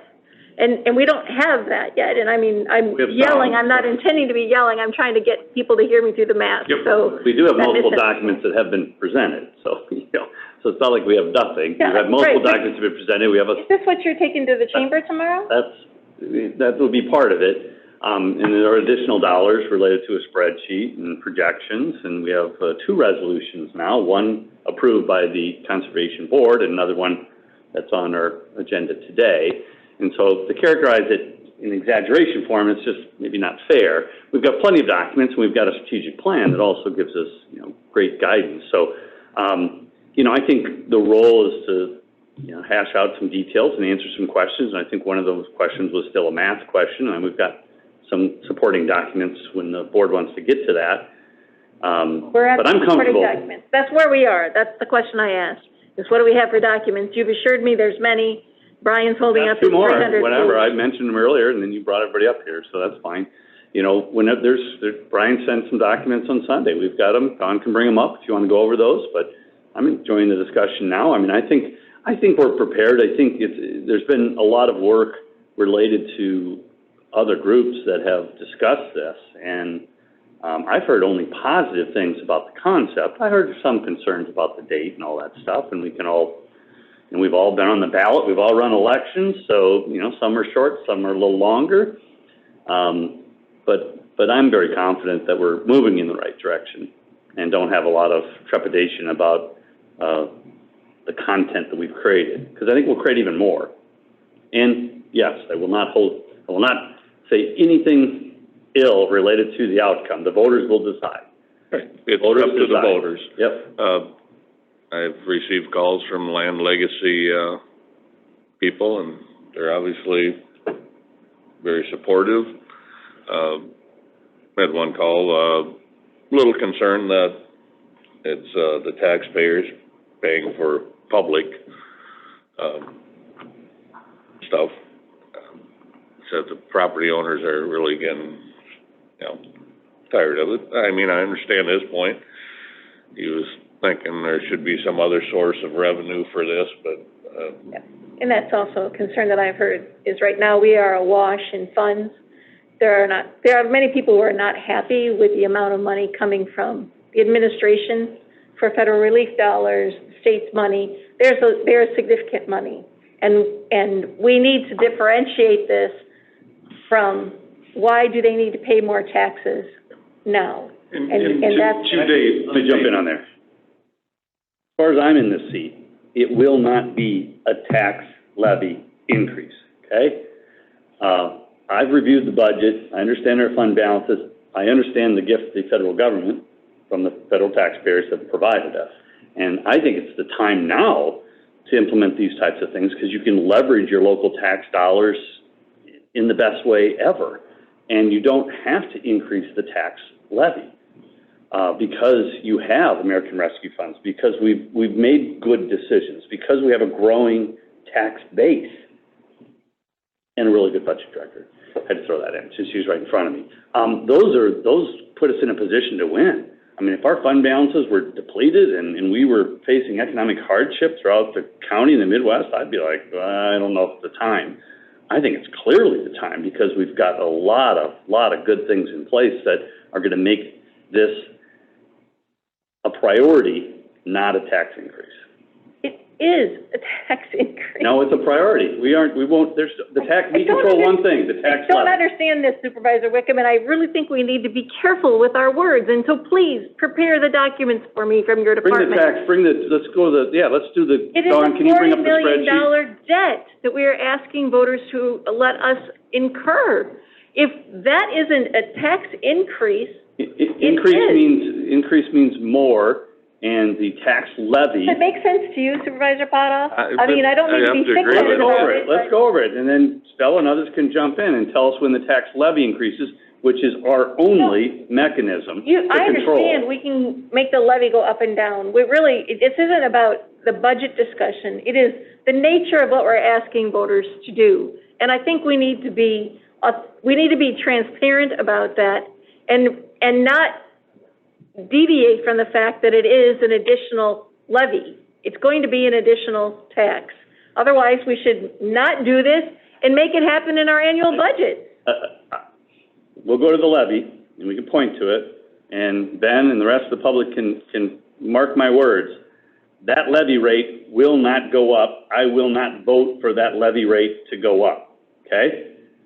That is total levy. very Will the debt levy go short-sighted. up? Yes, but will the total levy be in addition? No. And maybe, Ed, you created the spreadsheet, so maybe we'll give him the floor, or Kevin? How can this succeed if we can't even agree that that's going to result in additional taxes? I mean, I don't understand how this is not a request to take on its additional debt, and that results in voters having to pay for it. It is that simple. Let's ask, maybe our professionals And who when you can explain it. when you try to dress that up somehow and make that obfuscate or make it less apparent, voters are going to slap you with that. Because you're based on future decisions. Math doesn't lie, so show the Numbers can get you anywhere as long as you put in the variables you Well, want. if you want it to be a tax increase, knock yourself out. It's not. Is it more debt? Yes. Is the total levy increasing? No. You can't say that, Supervisor Wickham. I can, it's right in the spreadsheet right there. Just to be clear, the spreadsheet doesn't show that the total levy would not be increased. Well, that's because There are other things, there are other factors in there with MHDD dropping off, but the property tax backfill will have to kick in as well. This is like a four-dimensional game of chess here. you got it, along with increased revenues, along with increased value assessments. And so those, a guy who's done 6 budgets and has lowered 4 out of those 6, by the way, lowered the tax levy, led that charge. By 2 cents. No, you need to do your math. We started off at 10. It started off at 10. It was in 10 for a decade. So, and I'm proud of that. That is a lot lower now. That's, I put this together with some, basic assumptions and some framework and a guide of the terms and the draws from Supervisor Wickham. These are Supervisor Wickham's assumptions. No, this is not my spreadsheet. The assumptions that I was provided by Supervisor Wickham was that we would have 5 $8 million draws, and then the timetable for those $8 million draws. The rest of the spreadsheet is information based off of that. We have not had a chance to discuss this with our budget director. Ed and I did have a meeting on Friday afternoon where we went through and cleaned it up a little bit. The assumptions here are that we would have a 0.5 percentage point interest rate increase with every new draw on the bond.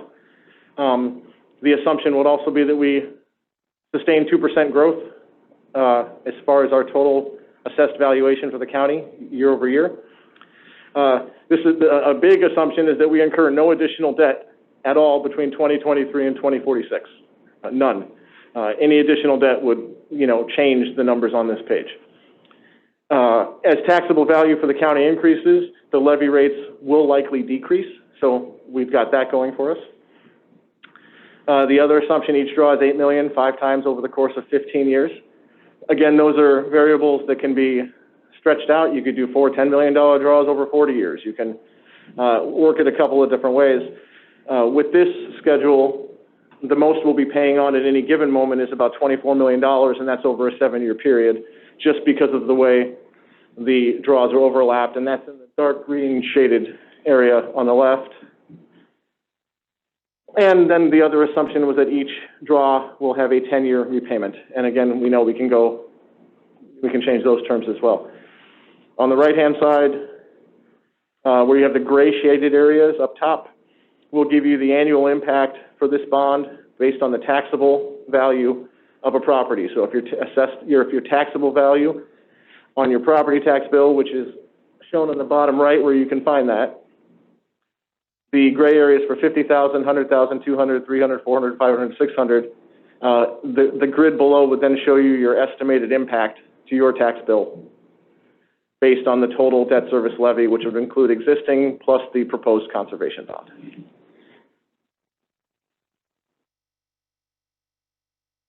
So maybe going to the summaries that you have, if you look at the summaries related to, residential, commercial, you've got ag, those are all pretty modest in the couple dollars a month. The question was asked, how is a 300-acre farm affected? We were able to identify 2 or 3 people that we knew that had 300-ish acre farms, and those taxable values come in around $600,000. So you'd be looking at that column W for the impact of the total levy of the levy as proposed on a 300-acre farm. And what is the result? Well, in the year 2029, that would be an additional $248.06. In the year 2023, it would be an additional $91.22. You know, at the highest point, you're looking at 2027, you'd be around $258.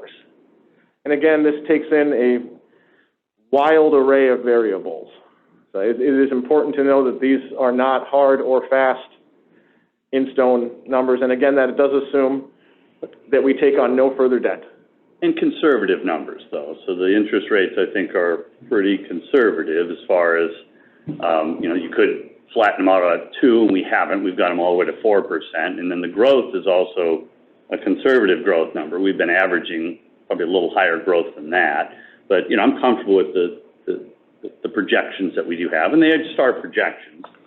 But, you know, for annual, you know, in residential, you're talking a couple bucks a month. And again, the one item to keep in mind is there are so many variables when somebody looks at their tax bill. That's why I included the portion where you can look on your tax bill. Because with the rollbacks, which change wildly each year, my understanding is there's certain credits that may come in depending on yields, depending on what farmers are doing with their land, that the best way for the public to educate themselves would be just to look at their tax bill, which is probably sitting on their desk at home because they just got it, you know, a handful of weeks ago.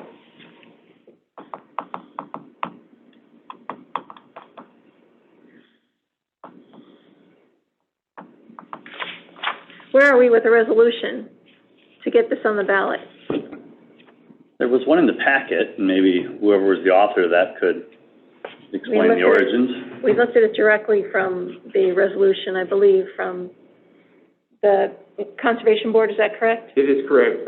This is Ed Raber. I began with the resolution language from the Conservation Board, and I tried to integrate that from the Board of Supervisors. Very similar to that. Supervisor Wickham, I have not had a chance to secure those yet, but Supervisor Wickham asked me to check on a couple other counties that what their Board of Supervisors resolution looked like. But this is based on the information that the Conservation Board forwarded to you. And then on the second page, there's the variable that we wish to have be addressed. Is that right? The assumption about. That was. Can you proceed to the next page? I think it's Dawn's doing the magic. Right, the one that's highlighted, that was in the Conservation Board's recommendation petition to the supervisors. I left it in there, and I think Dawn highlighted it in your package. You and I discussed this one. Whether or not you actually include that in your resolution doesn't really change anything. I think if we do include it, I would be comfortable with words like estimate or projected, because it wouldn't be that hard cost. And, you know, it's in the neighborhood. You know, I've got $160,000 value at $315 a month on the spreadsheet. So it's in that neighborhood, but I think projected and estimate would be wise to include it, if we choose to include it. And if the enforcement of the resolution, if you were to adopt it, if that language, that bullet point was removed, that would not affect it. That information would just be contained in other information that would be going out. It's not part of the ballot language or anything. Well, and it's also, I think, disputed. And if someone wanted to Even, I mean, this was crafted by George Davis, and he also just put it in there kind of to begin the information process that he had with the auditor. Yeah, I think it would be best because it isn't. that was based off some very loose back of the napkin math and was under the assumption Right. that that was not gonna be, Correct. a public information. The $3 is not accurate. I mean, the grid on the right, if that was still up there, you know, any taxable value at 100,000 or greater is going to cost more than $3 per month. About the only taxable value that sits in around there, or less than, would be a $50,000 taxable value on a parcel. According to your thing about what is 150,000? But depending on the year, that would range anywhere from $23 per year up to. So that's Supervisor Potter, you mean $150,000 assessed value home or a taxable value home? Taxable value, that's what his chart was showing, right? I mean, in year one, it's approximately $23. exactly, less than $3. In year 13, it's approximately $63. Because of the variables, it changes and we can't predict. And there is that 7-year Right. section in there where we're paying on 3 draws. That's where you're gonna see the largest increases. I'm comfortable removing it, I'm just wanna make sure I'm comfortable removing it, I softened it up with estimate and projected, but if Right, my colleagues want to remove it, we should take it I don't out. have a problem with projected, but I want it to be relatively accurate. Well, then you'd have to put either the time frame or a few more data maybe, and so maybe it's just not helpful. At the most, it would be this much. Oh, and You can't even say that. That's true, too, it depends on how they Too draw many it down. variables, yeah. It certainly isn't gonna go down. in interest rates. What do you, Ed, what's that? I said I would be most comfortable if that wasn't there because of the variability stuff in my conversation. I think I'm comfortable with that, removing it. Ed, is the language related to the ballot and issue identical to the Conservation Board that we recommend? Okay, thank you. I thought it was on my first read, but I didn't. What did you say, Ed? I said yes, Yes, what? yes, sir. No, maybe the question. The paragraph that is Resolution. the ballot language at the bottom, that is identical to the Conservation Board petition. Right. You know, generally, I'm comfortable with the first read of the resolution, and you've highlighted an area that we could remove that.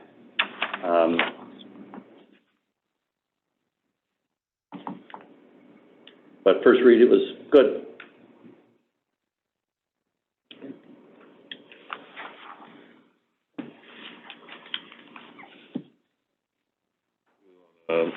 Make a motion on that, or? It's in draft form. We're supposed to, I mean, we should be obviously further along than we are, but this is where we are. I asked that we put something up today so we can start this conversation. I'm happy that we're having this conversation.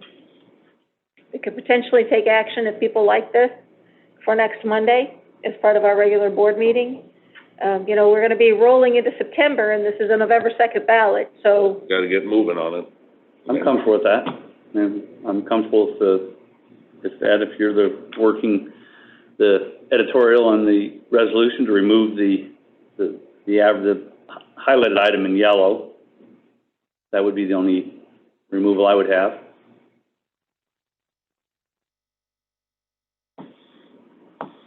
Yep, I'm fine with it. And we put it on the agenda for next week.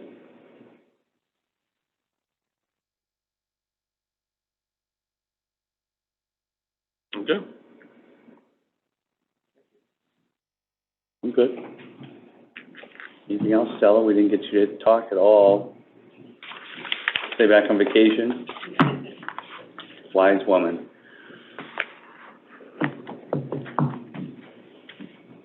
Okay, thank you. Thank you. Auditor, thanks for the spreadsheet work. Sorry I gave Ed credit. Next on our agenda is the Just closed ease session pursuant to Iowa Code Section 21.5 sub J for purpose of discussing the purchase of a particular real estate only where premature disclosure would be reasonably expected to increase the price a governmental body would pay for that property. So we'll ask any members of the public to please leave. All right. We'll secure Zoom. And Chuck, you're gonna have to leave.